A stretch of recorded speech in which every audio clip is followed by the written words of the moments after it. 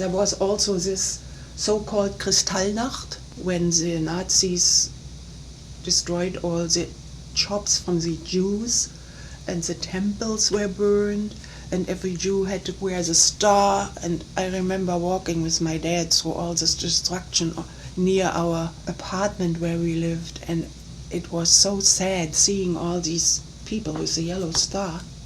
There was 7 before the war. Yeah. Started September 3rd, 1939 for England. Yeah. That stuck in my mind. I remember that 11 o'clock that Sunday morning, the sirens, we were told as kids, you know, hear the sirens, come home. And I was playing down the street. I remember running down the street, not knowing why or anything, heading for home.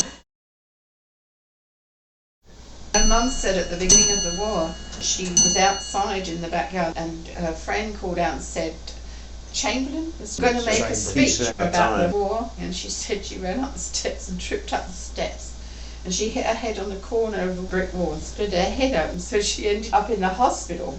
And they kept saying, are you sure your husband didn't do this? No, it was Hitler. I think there was a lot of camaraderie too, wasn't there? Yeah, people tended to help each other more. And not only that, you got to meet neighbours. In England, people, particularly in those days, were much more reserved. I've got a letter written by a guy 2 doors away from us. It's dated something like 1936 or 37. Written by this guy and mailed to my father, complaining about the noise our dog was making. 2 doors away. He couldn't walk down and speak to my father, okay? That's how people were. When the war started, people had to start talking to each other, to form watch committees, to watch for fires, all that kind of thing. So it started to develop a social life in communities that never existed in England before.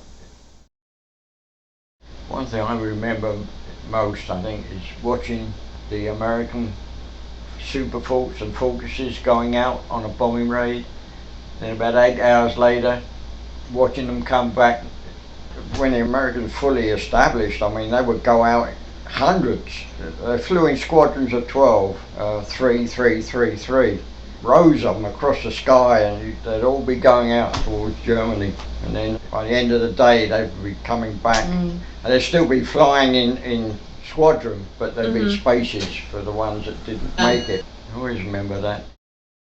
Oh, I remember the Americans. We used to say to them, got any gum chum? They were really good to all the kids, weren't they? And They were, yeah. And they were very glamorous. The Americans, it used to be said, they were overpaid, oversexed and over here. The Englishmen hated them, didn't they? But all the girls liked them. They got nylons from there. Nylon stockings. The soldiers would give the girls nylons? The Americans could get all that stuff through their PX stores. And all the Americans owned ranches, lived on ranches. All these girls used to believe they lived on ranches. And do you remember when you couldn't get stockings, they would colour their legs and draw a pencil line up the back so it looked like stockings. Yeah. That really happened. Because you couldn't get fabric or anything, but if you were very lucky, you might get a parachute. The silk of a parachute made underwear out of that, yeah. A lot of children were planned to be evacuated to Australia. There were 2 shiploads set out to go, one after the other, to go to Australia. The first shipload went, big liner. The next shipload was torpedoed, and there was something like 1,000 plus kids were lost. My sister and I were on the list for the next ship, and then they cancelled the whole thing. Can you imagine sending the little kids off like that to, you don't know where they were going or where they were going to end up or who they were going to end up with? Can you imagine saying goodbye to your kids knowing maybe you never see them again?